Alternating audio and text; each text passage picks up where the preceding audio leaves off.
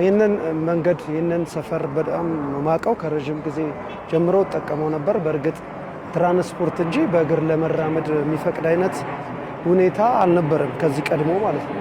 አንደኛ ሽታዎች አሉ፣ ሁለተኛ ለአይን የሚማርክ አንድም ነገር አታገኝምና አሁን ላይ ደግሞ አየር የሳብክ ለአይን የሚያምር ነገር እያየ ቤተሰቦችን ልጆችን ይዘ ከዚህ ቀድሞ ልጆች ህፃናትን ይዘ ወክ ለማድረግ የተለመደ አይደለም እና አዲስ ነገር ነው።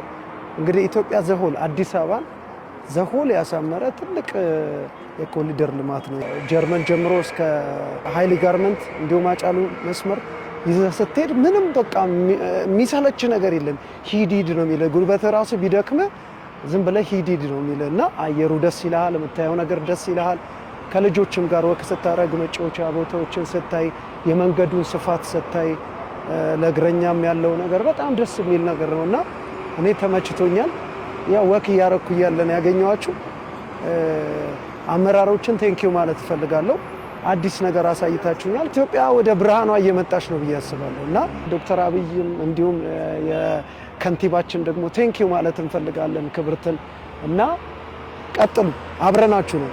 ይሄ ነገር በመከፈቱ በጣም ደስተኛ ነኝ። ምክንያቱም ልጆቻችንን ይዘን ጥሩ ለልጆቻችን መዋያ ቦታ አግኝተናል። ምክንያቱም ከዚህ በፊት ምንም አይነት ለህፃናት የሚመች አመቺ ቦታ አልነበረም እና ህፃናቶችን ይዘን ለመምጣትም ቦታ አላገኘንም ነበር እና አሁን ላይ ልጆቻችንን በጣም ደስተኛ ነን። ማህበረሰቡን በጣም ደስተኛ ሆነው እያሳለፈ እንዳለ ይታየኛል። ከዚህ በፊት ግን ባለው ሁኔታ አንፃር ያሁኑ በጣም ደስ የሚልና አስደሳች ነው።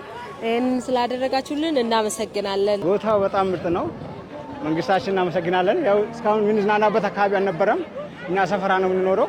ያው እንድናዝናናቸው ነው ይዘናቸው መጣ ነው። በጣም እናመሰግናለን። በጣም ጥሩ ነው። ከዚህ በፊት አድርገን አናውቅም፣ አልነበረም። አሁን በተመቻቸው ነገር በጣም ያው ጥሩ ነው። ኮሪደሩ ከመጣ በኋላ በጣም ያማረ ነው። በጣም ቆንጆ ነው። በፊት ያው እንደዚህ አልነበረም። አሁን ተዘጋጅቶ ሙሉ ሆኖ መዝናኛ ሆኗል። የቆሻሻ መጣያም ነበረ። ብዙ ዲዛይን ወጦለት የተለያየ ነገር ኳስም የህፃናት መጫወቻ ምናምን እንደገና ደግሞ ይሄ ውሃው የሚታየው ማለት ነው። ይሄም አልነበረም የነበረ። አሁን በተሻለ ሁኔታ እንትን ብሎ ብዙ ሰው የሚደሰትበት ጊዜውን እዚህ ጋር የሚያሳልፍበት ሆኗል። የመጫወቻ ጊዜው ማለት ነው።